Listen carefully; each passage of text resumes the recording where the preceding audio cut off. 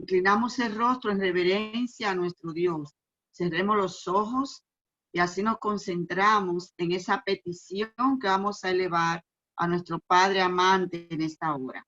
Oremos.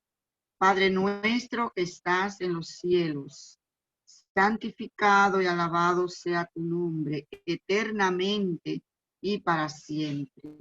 En esta hora, oh Dios, queremos darte las gracias. Gracias, Señor, porque tú nos permites que un grupo de tus hijos estén aquí reunidos, Señor, deseando de todo corazón que tu presencia inunde todo su ser. Señor, te necesitamos y a través de este medio de comunicación nos reunimos porque tenemos necesidad de ti, necesidad de que tú suplas, Señor, todas aquellas carencias que tenemos nosotros como seres humanos. Te rogamos, oh Dios, que nos ayude a confiar para que podamos vencer la tentación, vencer el pecado, vencer todo aquello que nos encadena y que en tu nombre, oh Dios, puedan ser liberados todos aquellos que se sienten aprisionados por el pecado, aprisionados por la depresión, aprisionados por problemas y situaciones familiares. Que tú, oh Dios, venga esta noche aquí a esta sala, Señor, y te mueva poderosamente y rompa cadenas de aquellos que están atados y sean liberados en tu nombre, oh Dios. Que tu Santo Espíritu, Señor, se apodere de nuestro ser, nuestros corazones, nuestra mente, para que el mensaje que viene en esta noche por nuestro hermano Tony sea poderoso, Señor, y nos ayude a que podamos entender que nosotros podemos tener la victoria sobre el pecado en tu nombre, porque nosotros no podemos, pero en tu nombre sí podemos vencer. Gracias, Señor. Te invitamos, Señor, que tú estés aquí y que cada hogar sea bendecido con tu presencia, con la presencia del Espíritu Santo, con la presencia de tus ángeles que reprendan al enemigo allí donde pueda encontrarse. Te lo pedimos, Señor, en el nombre poderoso de Jesús. Amén. Amén. Muy bien, mis amados. Chanel, ¿estás por ahí? Buenas noches, queridos hermanos. Me alegra estar con ustedes de una manera especial, siempre con mis amigos de Betania.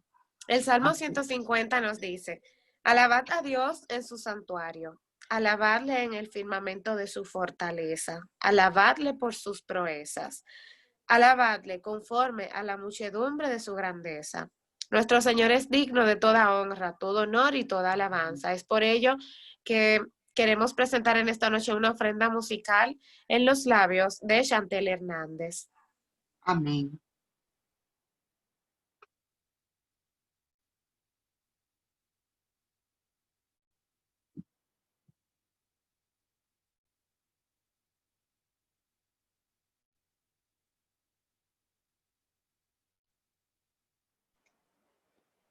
Buenas noches.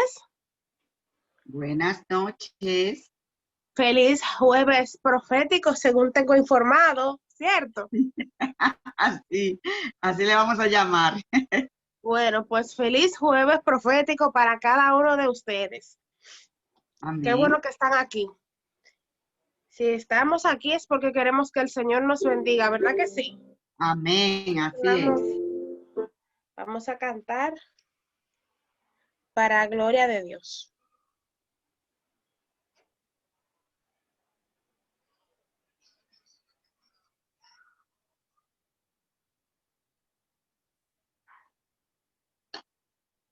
Esta canción es bien bonita.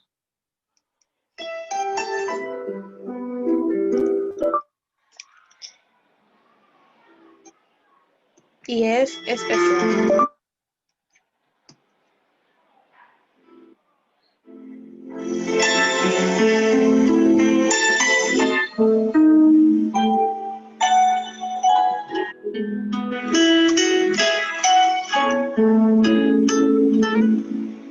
Señor Jesús,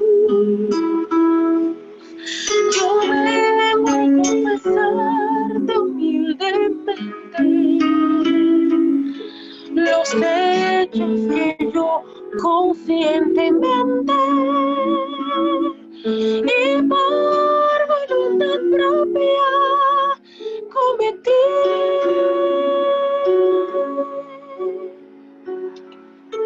Fui yo, Señor, que en la oscuridad de aquella noche te di cobardemente aquel azote y repetidamente te herí. Fui yo, Señor, que con mis propias manos en realidad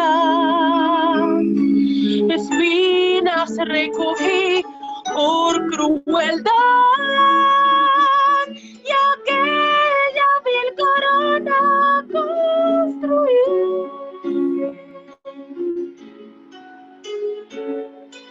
Fui yo, Señor, después de someterte a tal martirio, busqué aquellos clavos y el martillo y sin dolerme en la cruz te alcé.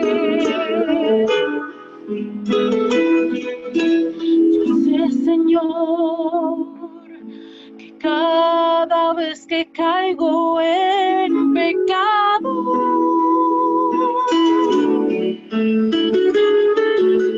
de nuevo estoy clavando tus manos en la cruz.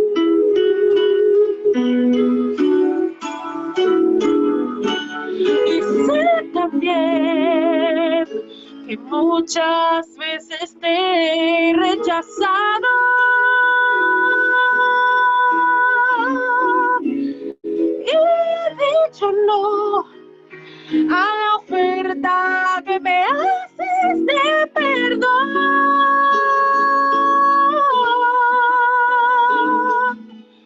Mi Padre, hace mucho que procuro ansioso romper con este círculo vicioso en donde queda muerto mi vivir.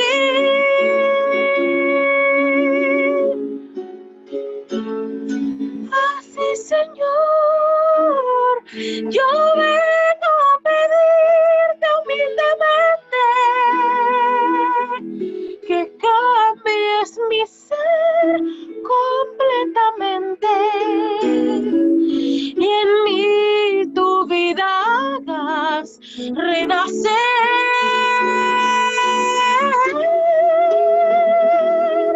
Perdóname por todo lo que te he hecho en otros años y lánzalo en el fondo del océano. El sufrimiento y el dolor que te causé.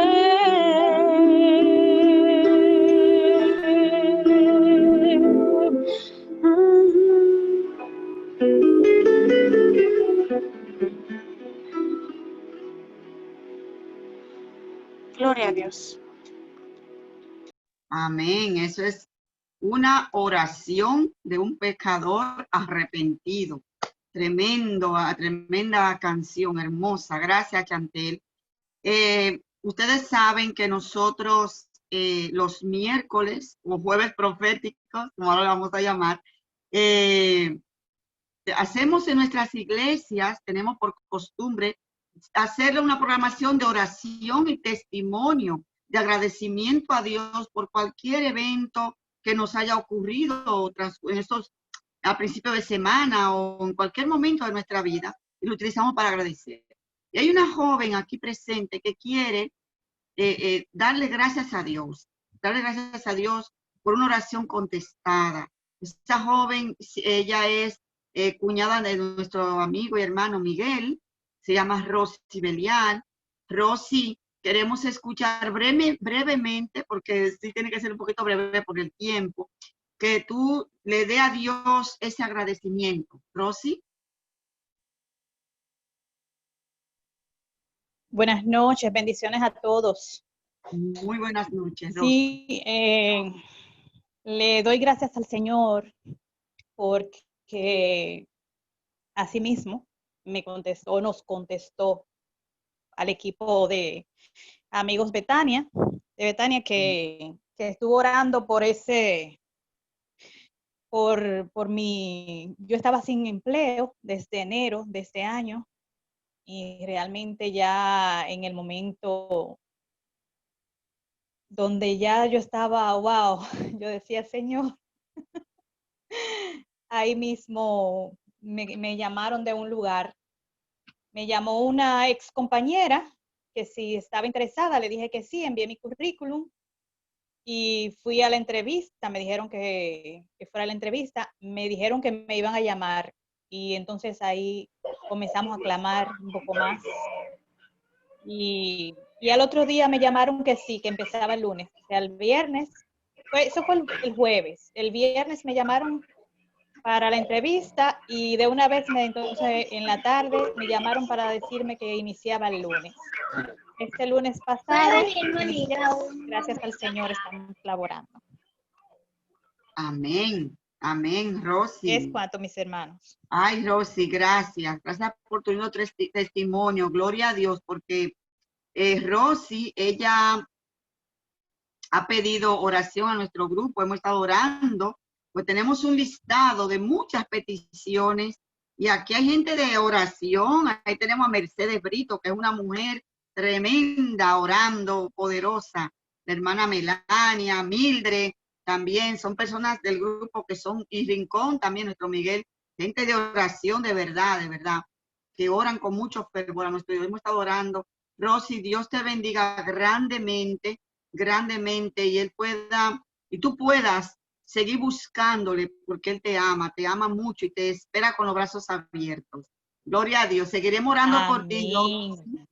Seguiremos orando por ti y por todos aquellos amigos que nos han pedido peticiones. Bien, vamos ahora a continuar con la segunda parte del tema que nos trae el virus del pecado, origen, propagación y erradicación. Esa es la segunda parte del tema que tuvimos hace unas semanas atrás, que nos trae nuestro amigo y hermano Tony Acosta. Tony, ya el tiempo que resta es tuyo. Gracias, una alegría el que podamos reencontrarnos a la mitad de la semana. Hace una semana estuvimos juntos compartiendo este tema tan importante, la introducción, y hoy no concluiremos, más bien vamos a continuar con esta temática durante varias secciones, programaciones. Una feliz noche y que el Señor bendiga a cada familia, a cada persona que está presente a través de esta plataforma. Bien saben que el tema que nos ocupa es un tema muy relevante. Nosotros estamos viviendo en momentos de la historia terrena muy solemne, muy especial. Y antes de introducir el tema como tal, quisiera agradecer la presencia de algunos amigos, entre ellos mi hermano Anthony desde Bolivia, mi hermana Ana Isabel desde Colombia, y todos los hermanos de la Iglesia Reparto Rosa y otras iglesias que también han hecho acto de presencia. Yo me imagino que ya todos estamos familiarizados con esto. No lo voy a usar en mi tema, no es necesario, no está nadie a mi lado a quien yo pueda contagiar.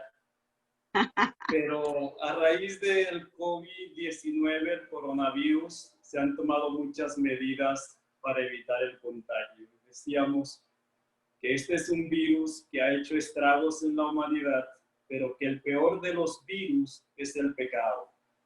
El pecado es el virus que le dio origen a todos los males que hoy nos afectan. Y tengo buenas noticias, y a la luz de la Biblia, y es el hecho de que nada malo es eterno. Lo malo tuvo un principio, lo malo tendrá un final. Eterno es Dios, eterno es el amor de Dios. El amor no tuvo principio, el amor no tendrá final, porque ningún atributo de Dios tuvo origen. Así como Dios ha existido siempre, el amor ha existido siempre y siempre existirá. La Biblia por eso nos dice que de tal manera nos amó Dios que envió a su Hijo unigénito, a Jesús, a esta tierra. Y es interesante que nosotros que evitamos ser contagiados, Jesús no temió el venir a nuestro planeta contaminado por el pecado. No lo hizo con presunción, lo hizo por necesidad. No necesidad de Él, sino la necesidad tuya y la necesidad mía de ser rescatados, de ser salvados. De los que estuvieron conectados el miércoles pasado, quisiera ver si hay alguna pregunta con relación a lo que compartimos o si recuerdan algún punto en particular que crean que en realidad es relevante cuando se habla de esto del pecado, su origen, su desarrollo y su erradicación final. ¿Hay alguna pregunta, comentario con relación a lo que compartimos? A ver, mis hermanos, algunos se acuerda de lo que se comentó en ese momento, en ese primer tema que tuvo Tony. Pido la palabra. Sí, sí. Se dieron 3 definiciones de pecado. Uno es transgresión de la ley, el otro es el que sabe hacer lo bueno y no lo hace. Y quisiera recordar la tercera, por favor. Romanos 14:23 dice que todo lo que no es de fe es pecado. Santiago 4:17 dice que el que sabe hacer lo bueno y no lo hace está en pecado. Y primera de Juan 3:4 dice que el que transgrede la ley está en pecado.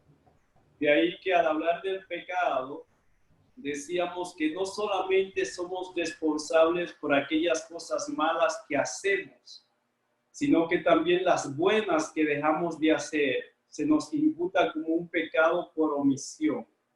El bien que puedo hacer y no hago, entonces el Señor me pedirá cuentas de esa actitud de egoísmo. De hecho, el egoísmo es la raíz del pecado.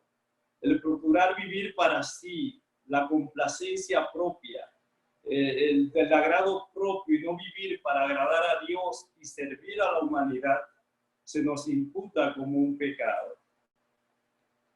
¿Alguna otra pregunta o inquietud con relación a lo que comentamos acerca del pecado, su origen, desarrollo y erradicación final? Yo dije muchas cosas que los bereanos de este grupo yo espero hayan tomado en cuenta, porque dije cosas muy serias que no creo que sean para pasarlas por alto, a no ser que yo tenga que repetir el tema del miércoles para, a fuerza de repetir, se fije en la memoria algunos puntos que son relevantes.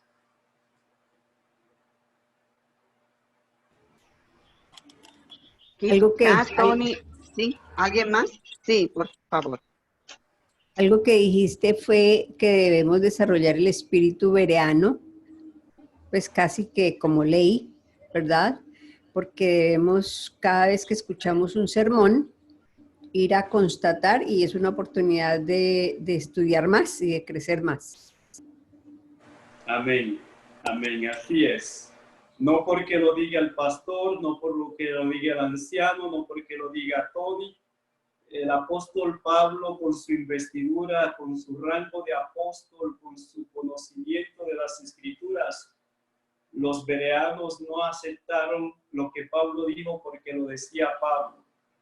Ellos fueron a las escrituras para ver si lo que Pablo decía era cierto. Y aún la Biblia va más allá. La Biblia dice que aún si un ángel viene a nosotros y nos dice algo, tenemos que ir a las escrituras, porque la palabra revelada tiene más autoridad que un ángel. La palabra revelada tiene más autoridad que un apóstol. La palabra revelada tiene más autoridad que un pastor, que un anciano, que un predicador. En el sentido que no importa quién lo diga, la responsabilidad y el deber nuestro es ir al libro sagrado para ver si es así. Si un predicador se ofende o molesta porque alguien quiera cuestionar a la luz de las escrituras lo que dice, ese predicador no viene de parte de Dios. Porque si algo debe promover y crear un clima favorable al predicador, es para que las personas pregunten, investiguen, indaguen, cuestionen, porque es la manera de llegar al conocimiento de la verdad y no ser víctimas de las estrategias de Satanás. Así es. Pues introduzco el tema en esta noche, haciendo un pequeño repaso porque el tiempo es breve. Recuerdan, dijimos que el pecado tuvo su origen en el cielo, que el pecado es un misterio, no hay manera de explicar. De hecho, la Biblia usa la palabra misterio para referirse a la iniquidad y también emplea la palabra misterio para referirse a la piedad. O sea, hay dos misterios. A la luz de 1 Timoteo 3:16, el misterio de la piedad, y a la luz de 2 de Tesalonicenses 2:7, el misterio de la iniquidad. ¿Cómo en un ser creado perfecto surgió el pecado? Eso es un misterio. ¿Cómo el creador se hizo criatura? Es otro misterio. No hay manera de explicar cómo el creador se hizo criatura. El inmortal se hizo mortal. El rey se hizo siervo. El rico se hizo pobre. Cuando Jesús vino, él renunció a todos esos rangos y honores para entrar en contacto con nosotros, los condenados a la muerte por haber sido contagiados por el virus del pecado. También decía el miércoles que el pecado surgió en carne santa, y voy a enfatizar esto.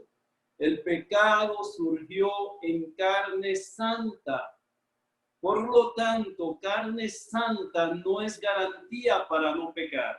Cuando en Lucifer surgió el pecado, él había sido creado perfecto. Cuando en la tercera parte de los ángeles se propagó el pecado, ellos también habían sido creados perfectos. Cuando Adán y Eva se dejaron contagiar por el pecado, también ellos fueron creados perfectos. O sea, la carne santa no es garantía para no pecar. Ahora, ¿por qué digo esto? Lo digo porque lo que tú piensas, lo que yo pienso, lo que tú crees, lo que yo creo es relevante. Hay personas que dicen, no importa lo que tú creas en cuanto a cómo Jesús vino a la tierra. Debo decir que sí importa. Porque si Jesús vino a la tierra diferente a ti y a mí, entonces él puede, o tú puedes tener la excusa, y yo también, y el enemigo la tendría para decir que la victoria de Jesús no está al alcance de ningún otro ser humano porque él no era como tú y no era como yo. De ahí que enfatizábamos que no creemos como iglesia ni en el postulado de San Agustín, como le llaman los de la iglesia popular, del pecado original que dio lugar a bautizar a los bebés, a los recién nacidos, para poderlos integrar al reino de Dios, ni creemos en el dogma de la Inmaculada Concepción proclamado en el 1854 por el Papa Pío IX, donde decía que Jesús vino del vientre de María, pero que María, antes de cuando fue concebida, vino de una manera especial porque debía nacer Jesús como Adán antes del pecado.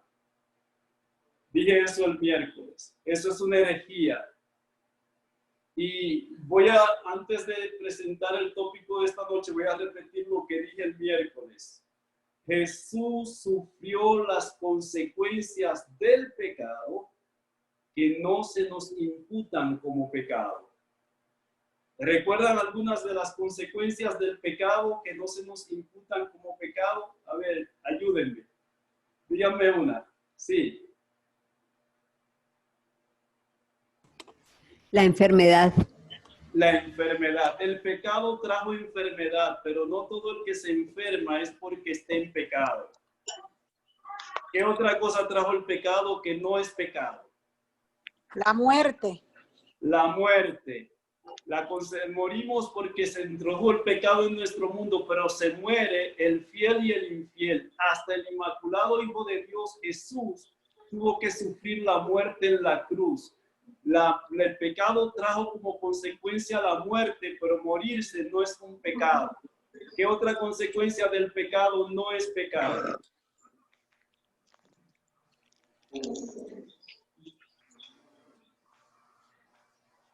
Ayúdenme, yo mencioné unas 5 o 6 y hay muchas más. La enfermedad. Ya mencionaron la enfermedad, sí, esa es una de las consecuencias. Y yo dije el miércoles que hay un tipo de enfermedad que sí es pecado. ¿Cuál? La enfermedad que nos llega como consecuencia de violar las leyes de la salud de manera deliberada, cuando tú y yo sabemos que Dios ha dicho para preservar la salud y tú y yo por complacencia propia violamos las leyes de la salud y nos enfermamos, entonces se nos imputa como un pecado. Ese tipo de enfermedad es pecado, pero hay un tipo de enfermedad inevitable como la que sufrió Eliseo, como la que sufrió Job, que fue por su fidelidad, que esa no es pecado. O la que tú y yo podemos contraer por vivir en este mundo contaminado. ¿Qué otra consecuencia del pecado no es pecado? Sufrimiento. El sufrimiento. El pecado trajo como consecuencia el sufrimiento, pero sufrir en sí no es pecado. De hecho, los hijos fieles de Dios han tenido que sufrir en todas las épocas. Los mártires de la Edad Media, los apóstoles, los fieles en el Antiguo Testamento. El sufrimiento es consecuencia del pecado, pero sufrir no es un pecado. De hecho, en este mundo de pecado, el sufrimiento, aún el Inmaculado Hijo de Dios, según Isaías 53, él sufrió como nadie ha sufrido. Sin embargo, aunque el pecado trajo sufrimiento, el sufrimiento en sí no es pecado. ¿Qué otra consecuencia del pecado no es pecado? Veo que están en eso, están muy atentos. Díganme. El adulterio, la fornicación, pecado. Esos son pecados. Estoy hablando de consecuencias del pecado que no son pecado. Los animales salvajes. Los animales salvajes. Esas son de las consecuencias colaterales en el reino animal. Me refiero a consecuencias que afectan directamente al ser humano en cuanto a lo que tiene que ver con su relación con Dios y la condición de ser del reino de Dios o del reino del enemigo. La mortalidad, la muerte. Morimos. La muerte. Ok, voy a ayudarlos para avanzar. Vimos que con la entrada del pecado se perdió la carne santa y pasamos a tener carne pecaminosa. La carne pecaminosa es consecuencia del pecado, pero no es pecado. O sea, yo no soy condenado por tener la carne pecaminosa. De hecho, en el nuevo nacimiento, y quiero invitarles a que vayan conmigo a la primera carta a los Corintios, el capítulo 2. Primera de Corintios. Esto más que un sermón, es un estudio que quisiéramos que podamos darle seguimiento a cada punto tratado durante las intervenciones que vamos a tener. Primera de Corintios, capítulo 2, versículo 16. Primera de Corintios 2, 16. ¿Alguien lo lee, por favor?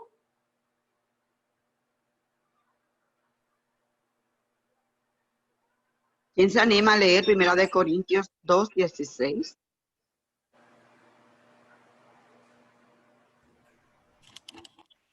Dice así, porque ¿quién conoció la mente del Señor? ¿quién le instruirá? Mas nosotros tenemos la mente de Cristo. Amén. En el nuevo nacimiento del que nos habla Juan capítulo 3 y del que nos habla 2 de Corintios 5:17, no hay un cambio en nuestra carne. Lo que hay un cambio es en nuestra mente.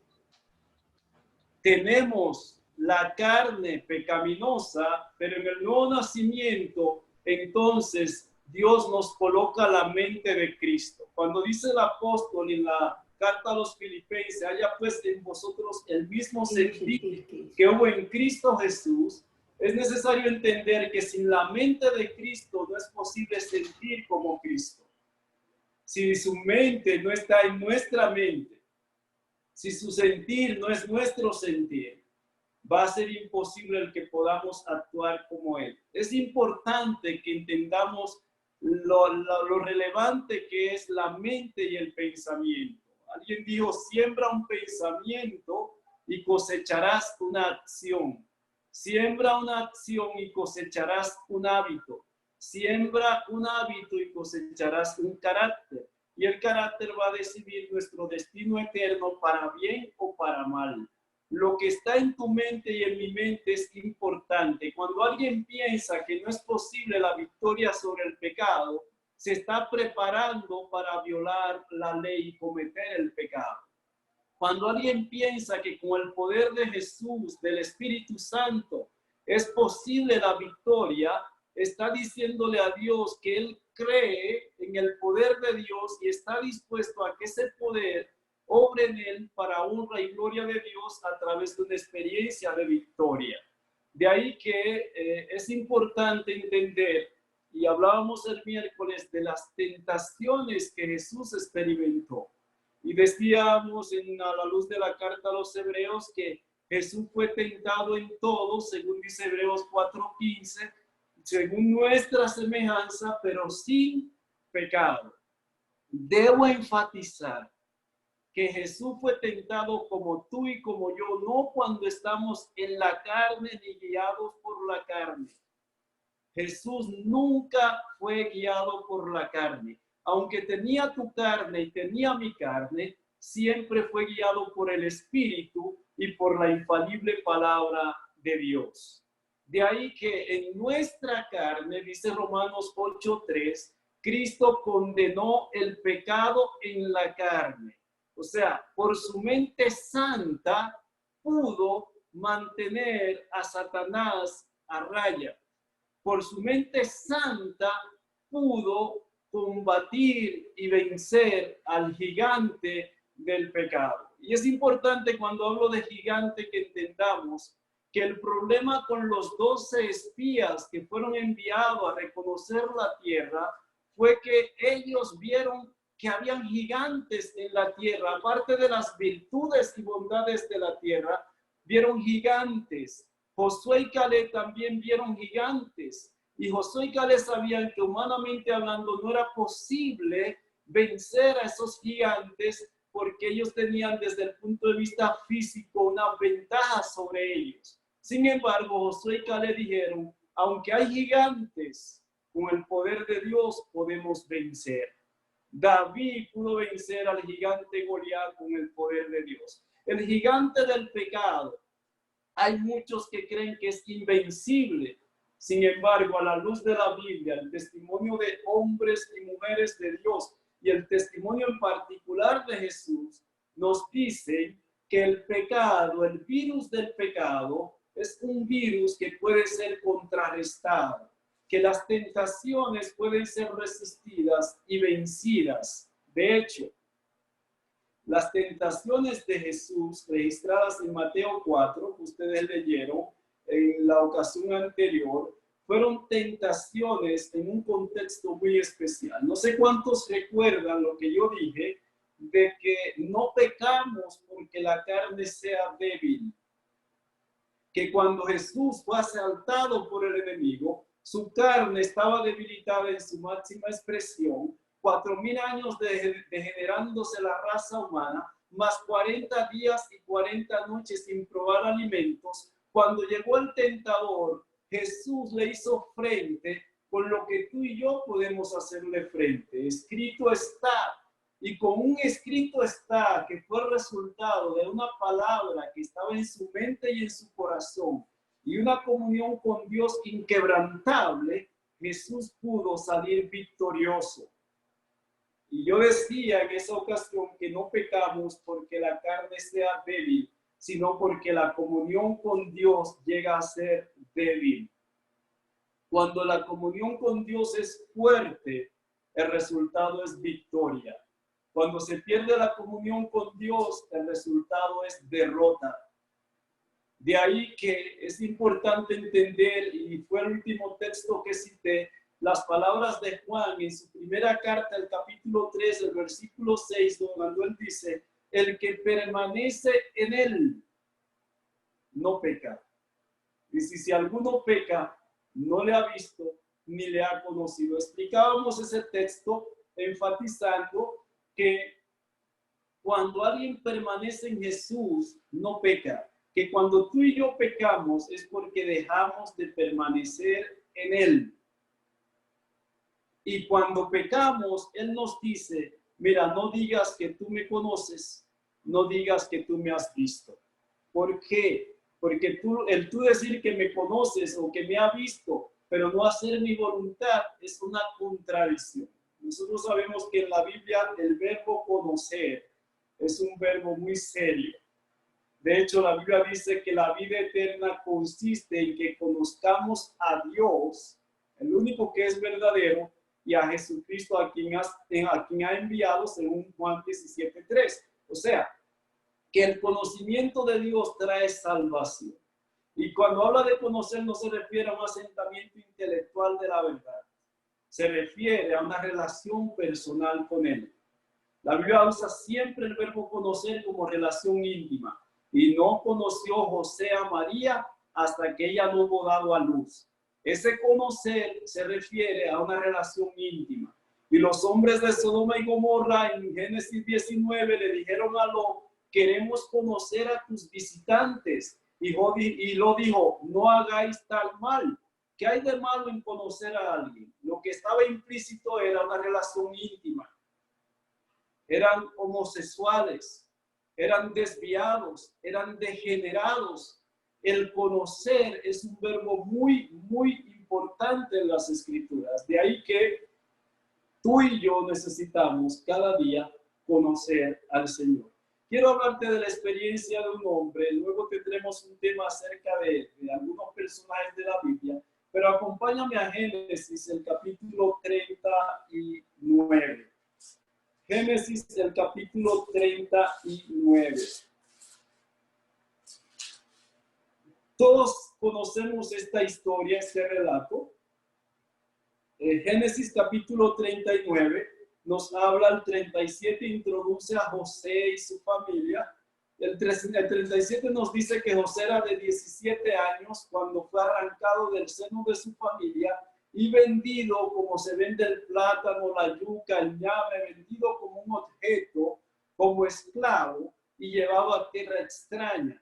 Ahora, el capítulo 39 nos dice que llevado pues José a Egipto, Potifar, oficial de Faraón, capitán de la guardia, varón egipcio, lo compró de los ismaelitas que lo habían llevado allá. Aquí está José, la historia maravillosa de José. El versículo 2 dice, mas Jehová estaba ¿con quién? Con José.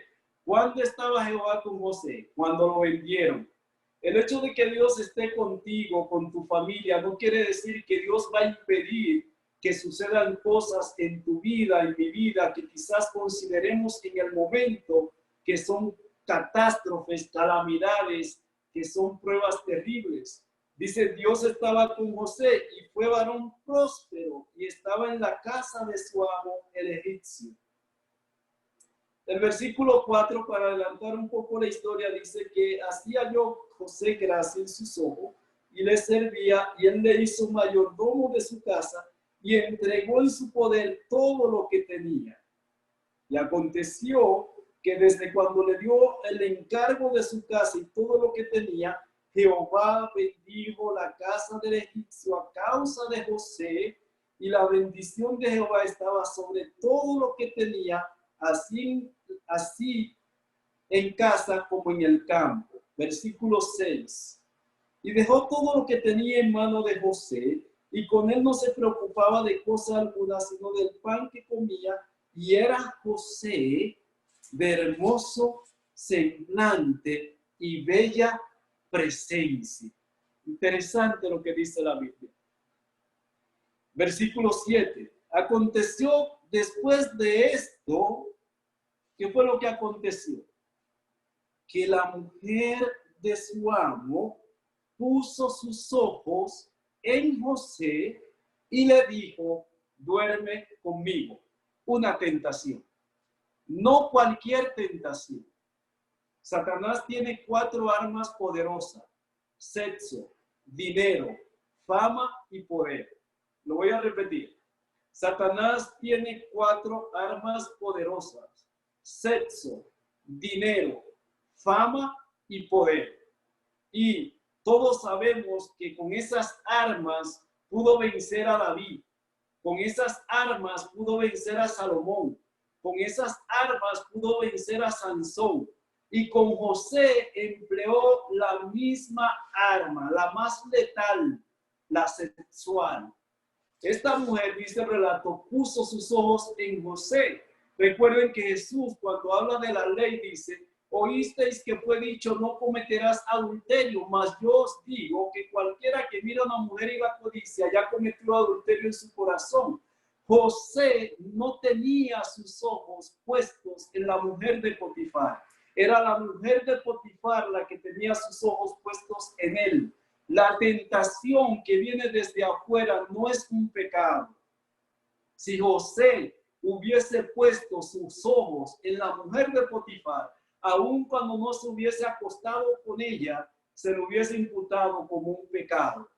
Porque el pecado no es solo consumar el hecho, ir y acostarte en la cama con alguien.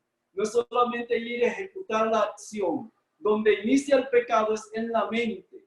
Y en la mente de Cristo el virus del pecado nunca penetró. Y ahora, cuando dice el relato que esta mujer puso sus ojos en José y no le hizo cualquier propuesta. Ustedes saben lo que sucede en nuestros países y en muchas culturas. Muchos jóvenes piensan que su premio mayor sería que una mujer rica ponga sus ojos en ellos. Y hay muchas infidelidades en personas de la alta sociedad, en personas jóvenes que quieren encontrarse a alguien rico con dinero para prestarle servicios sexuales. José pudo haber pensado, esta es mi oportunidad no solo para la complacencia propia, esta es mi oportunidad también para tener favores, para tener riqueza, para tener protección. Ahora, ¿cómo enfrentó José la tentación? Versículo 8. Y él no quiso, y dijo a la mujer de su amo, he aquí que mi señor no se preocupa conmigo de lo que hay en casa, y ha puesto en mi mano todo lo que tiene. Versículo 9. No hay otro mayor que yo en casa, y ninguna cosa me ha reservado sino a ti, por cuanto tú eres su mujer. ¿Cómo pues haría yo este grande mal y pecaría? No dijo contra Potifar. El temor de José, el temor en el corazón de José no era al hombre. José no era un moralista. José era un cristiano, era un hijo de Dios. Hay personas que son moralistas, que con tal de cuidar su honor, no cometen una falta que pueda ser conocida o vista porque se consideran honorables en la sociedad y si se enteran qué van a decir de mí. José no le temía al hombre. José le temía a Dios. José no sentía respeto supremo por el hombre. Su respeto supremo era por Dios y su ley. En medio de esta terrible tentación sexual, José citó a aquel a quien él amaba. El amor. Por eso dice que el cumplimiento de la ley es el amor. Si alguno dice que le ama y no guarda sus mandamientos, es un mentiroso. José amaba a Dios. y por el amor supremo que sentía a Dios, eso se traducía en amor al prójimo. Y la actitud de José mostró que la victoria sobre el pecado es el resultado del amor, del temor, de la comunión con Dios. Cuando la mujer de su amo puso sus ojos en él, José tenía sus ojos puestos en Dios. Y por eso no se hundió en el pecado. Cuando David observó a la mujer de su prójimo y la codició y la buscó, David no era un hombre conforme al corazón de Dios. En ese momento David era un instrumento del demonio, era un instrumento de Satanás, no era un agente divino, era un agente satánico. Y es importante que entendamos esto porque cuando se cita las escrituras fuera de contexto y se coloca la historia de David y su pecado terrible al lado de la palabra conforme al corazón de Dios, trae confusión a las mentes. José sí, en esta circunstancia de prueba terrible, demostró que tenía comunión íntima con Dios, porque no es posible en la carne vencer las tentaciones de la carne. En nuestra carne pecaminosa, la única posibilidad de vencer es Cristo en nosotros, la esperanza de gloria. Por nosotros no podemos, pero todo lo podemos en Cristo que nos fortalece. Versículo 11. El versículo 10 del relato dice: hablando ella a José cada día y no escuchándola a él para acostarse al lado de ella, para estar con ella, aconteció, noten bien lo que dice el versículo 11, aconteció que entró él un día en casa para hacer su oficio. O sea, José iba a cumplir con su deber cotidiano y no había nadie de los de casa allí. La soledad. ¿Se lo imaginan? La mujer pensó, este es el momento. José está solo en la casa. No hay nadie más en la casa. Y yo debo decirte en este contexto, somos lo que somos cuando estamos solos, mal acompañados o en medio de una crisis.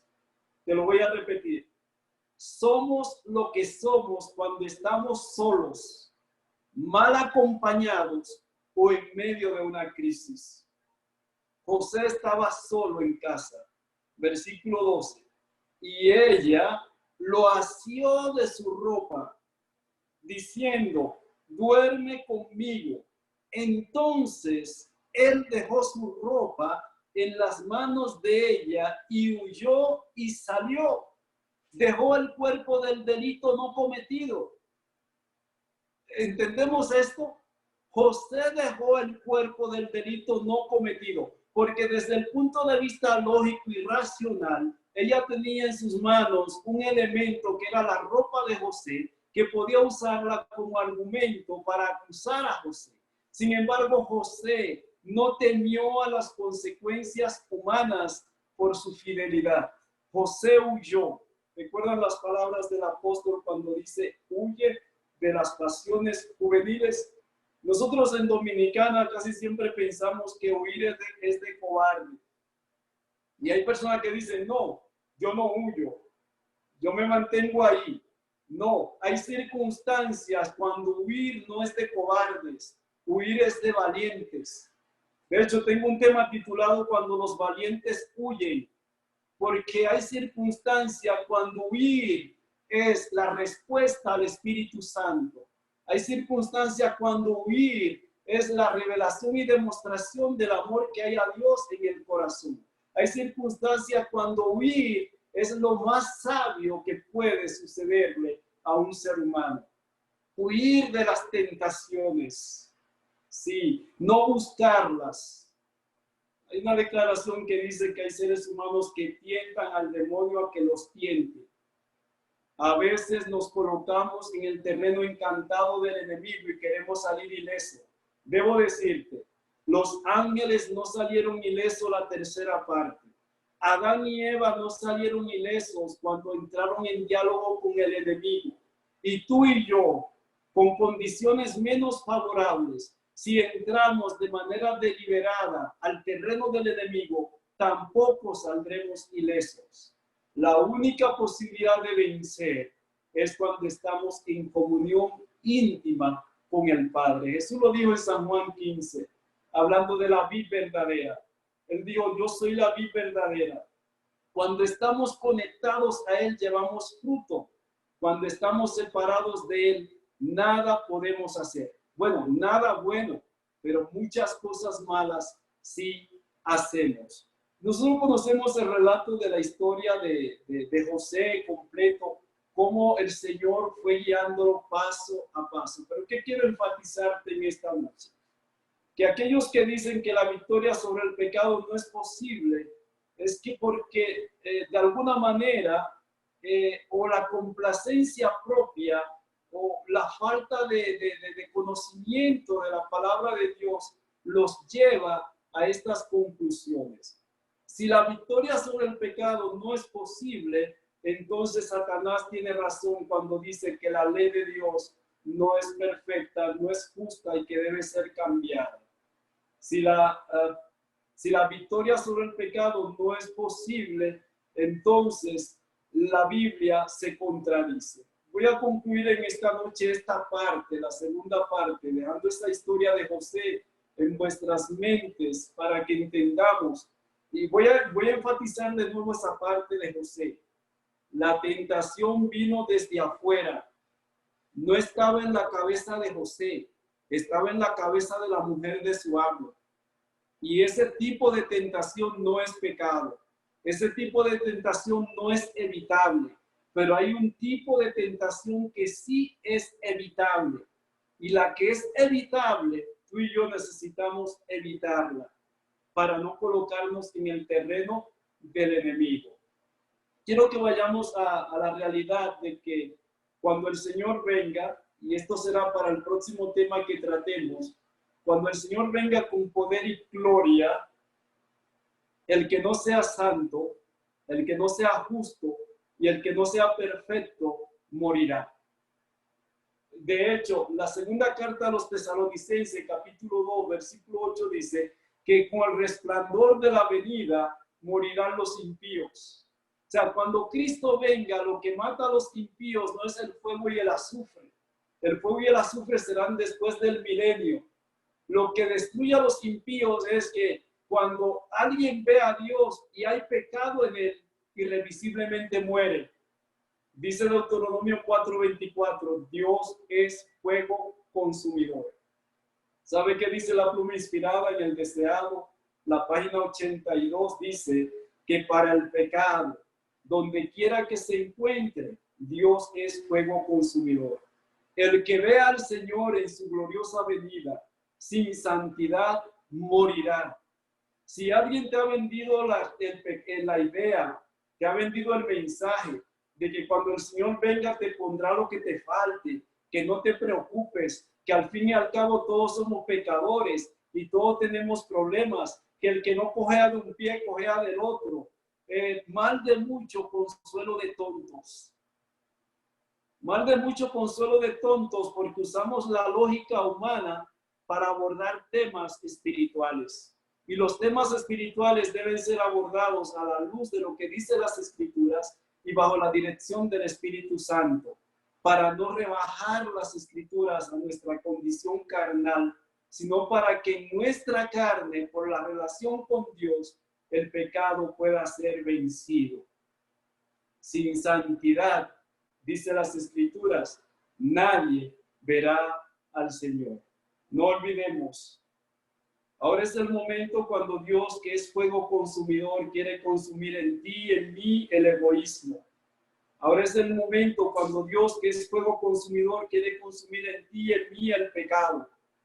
Ahora es el momento cuando Dios, que es fuego consumidor, quiere venir hasta ti, hasta mí, como lo que Él es, mientras realiza su obra de purificación en el santuario celestial. Él quiere purificar tu corazón y mi corazón de toda contaminación de pecado. Mientras existe la gracia, el Señor nos concede esa maravillosa oportunidad de prepararnos para cuando Él venga con poder y gloria poder abrir nuestros brazos y decir, he aquí, este es nuestro Dios, a quien hemos esperado, y Él nos salvará. La victoria de José está al alcance tuya y está al alcance mío. La victoria de Jesús está a tu alcance y está a mi alcance. De hecho, la Biblia presenta como requisito para vivir con Dios esas tres condiciones: justicia, santidad y perfección. Por ti no puedes lograrlo, por mí no puedo lograrlo, pero en Cristo todo es posible. Que el Señor nos bendiga en esta noche. Si hay alguien que ha estado luchando con un pecado acariciado, si ha estado luchando con rasgos de carácter heredados o cultivados y se siente impotente, debo decirte que esa impotencia es natural y real en nosotros fuera de Dios, pero que esa impotencia y esa condición nuestra, cuando Cristo está en nosotros, cuando hay nuevo nacimiento y su mente es colocada en nuestra mente, cuando hay comunión íntima con Él, entonces tenemos la victoria de Él, para su honra y para su gloria. Que en esta noche el Señor nos guarde y que no nos desesperemos hasta el punto de creer que no es posible. Cuando te sientas agobiado y creas que no es posible, ven a Él, que Él es nuestra fuente de poder. Que el Señor nos guarde. Amén. Gloria, gloria a Dios por tan poderoso tema. Tony, tú sabes que pueden susurrar aquí en nuestra mente, o quizás nos han inculcado lo de como Dios es un Dios de amor, Él pues nos perdona, por supuesto que sí, pero podemos seguir en la misma condición. Tiene que haber una transformación, ¿verdad?, en nuestra vida para poder ser perdonado, o cómo es que va el asunto. Tengo que apartarme, seguir pecando como Él es amor. En San Juan 8, Jesús le dijo a la mujer: ni yo te condeno, vete, pero no peques más. El perdón divino no es una licencia para el pecado. La gracia no es una licencia para el pecado. Más bien es el amor de Dios expresado, manifestado para rescatarnos. Pero una vez el Señor nos recibe como somos, no nos deja como somos. Dios ama al pecador, pero odia al pecado. Y una realidad, Félix, y los demás que me escuchan en esta noche, es que cuando el Señor venga en su segunda venida, Él no viene a destruir a los pecadores. Él viene a buscarnos a nosotros, sus hijos. Pero el que esté abrazado al pecado, como el Señor en ese momento no podrá hacer separación entre el pecado y el pecador, porque es ahora en el tiempo de la gracia, cuando Él quiere hacer esa separación, como tú estás abrazado al pecado, cuando Él venga con poder y gloria, no podrá separar al pecador del pecado. El pecado que esté en el corazón provocará la muerte irremisible de la persona. Es ahora cuando el Señor quiere que haya separación entre el pecado y el pecador. Es ahora cuando Él quiere purificar tu corazón y mi corazón de la contaminación del pecado. Cuando Él venga o cuando la gracia se cierre, el destino eterno de todo ser humano estará sellado. No será el tiempo para que alguien vuelva atrás, como dice Apocalipsis 22. El injusto seguirá siendo injusto y el justo continuará siendo justo. Porque en la segunda venida de Cristo no vendrá a resolver el problema del pecado en el corazón. Es ahora, mientras hace su intercesión, que Él quiere y puede resolver ese problema. Amén, gloria a Dios. Próximamente ya daremos la fecha del próximo tema, que va todo en una línea, una serie de temas que vamos a estar impartiendo aquí en nuestra sala de Zoom. Les iremos informando sobre ello, la fecha y todo esto. Queremos también recordar a nuestros amigos que nos acompañan que no se pierdan la programación del viernes, Social de Jóvenes, que también hacemos por aquí. No se la pierdan porque va a estar muy, muy, muy interesante. También la programación del sábado, por la mañana y por la tarde, no se lo pierdan. Traigan todo, lápiz y papel. Lápiz y papel por la tarde el sábado, porque de acuerdo al tema que se vaya a presentar, habrá una evaluación del tema, o sea que va a estar muy interesante también el sábado por la tarde. Bueno, Tony, nos queda darte las gracias. Gracias a los amigos de otras iglesias que han estado con nosotros. Gracias por acompañarnos y venir aquí a nuestra sala. Son muy bienvenidos todos. Cuantas veces deseen acompañarnos, lo pueden hacer para disfrutar nuestra programación. Pero queremos que tú nos despidas con una hermosa oración, Tony. Oremos. Padre nuestro que estás en los cielos, al invocar tu nombre con el calificativo de Padre, lo hacemos conscientes de que tú has dicho que no debemos tomar tu nombre en vano. Si decimos que somos tus hijos y no vivimos como tales, sabemos que eso es tomar tu nombre en vano. Si decimos que somos cristianos, pero no actuamos como cristianos, eso es tomar tu nombre en vano. Si decimos que somos adventistas del séptimo día, pero no vivimos de acuerdo a la luz que tú has hecho brillar sobre nosotros, eso es tomar tu nombre y el nombre de tu iglesia en vano. Por lo tanto, Padre, te pedimos perdón. Perdón por todos esos momentos en que nosotros hemos perdido la comunión contigo y le hemos permitido al enemigo que tenga señorío sobre nosotros. Sabemos que nuestra carne es débil. Sabemos que las tentaciones están siempre al acecho, que el enemigo anda como un lobo rugiente buscando a quien devorar. Pero también sabemos que si estamos escondidos con Cristo en ti, el enemigo no nos podrá dañar. Podrá tocar nuestra carne, podrá lastimar nuestra carne, pero nuestra mente estará en ti de tal manera que nos darás la victoria sobre el pecado. Amén. Oh, Padre, gracias por la humanidad de Cristo, porque Él vino a esta tierra a darnos ejemplo, a quitarnos las excusas que muchas veces tenemos. Gracias por el relato en las Escrituras de hombres y mujeres que tú llamaste, hombres y mujeres que hicieron tu voluntad, pero también gracias por esos hombres y mujeres que tristemente fracasaron, pero que sus historias están ahí en el libro sagrado. Esas historias no están ahí para que repitamos sus errores, Padre. Gracias porque has colocado esas historias para que donde ellos tropezaron, nosotros con tu poder podamos vencer. Que donde cayó David podamos tener victoria. Que donde cayó Salomón podamos tener victoria. Que donde cayó Sansón podamos tener victoria. Que al ver historias como la de José podamos entender que el pecado puede ser vencido por tu poder. Gracias, Padre, porque las cosas que se escribieron antes se escribieron para nuestra enseñanza. No para que repitamos los errores del pasado, no para que sintamos complacencia o consuelo en los errores de los demás, sino para que al mirarte a ti, nuestro Salvador, al vernos como un espejo, a cara descubierta y ver tu santidad, ver tu justicia, ver tu perfección, ver nuestra propia pecaminosidad, ver nuestra necesidad de ti y poder venir a ti contritos y humillados. Oh Padre, gracias porque nos has hecho parte de tu iglesia sobre esta tierra.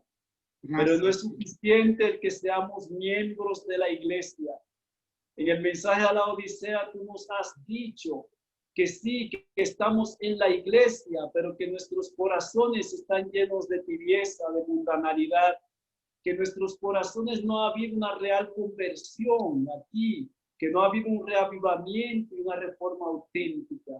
Este grupo, Padre, que tú trajiste a la existencia de manera providencial, los medios a través de los cuales este grupo llegó a su existencia, tú los conoces. También nosotros sabemos, pero tú has obrado de tal manera en el tiempo para que hoy como grupo no tengamos un grupo de entretenimiento solamente para compartir y reír y gozarnos en momentos de ocio o placer, sino que tú has traído este grupo a la existencia para la salvación nuestra y la salvación de muchos que por el testimonio nuestro, por tu poder, puedan creer y puedan aceptarte como Salvador personal. Amén. Tú conoces, Padre, la necesidad que hay en cada integrante del grupo, en cada familia. Conoce las luchas que hay en el corazón por las tendencias heredadas y cultivadas, por las pasiones no santificadas. Tú conoces nuestras necesidades materiales, físicas, emocionales, sobre todo espirituales. Súplelas, Padre, conforme a tu santa y a tu divina voluntad. Que a cada hermano que se conectó con nosotros en esta noche, cada iglesia, tu bendición sean para ellos.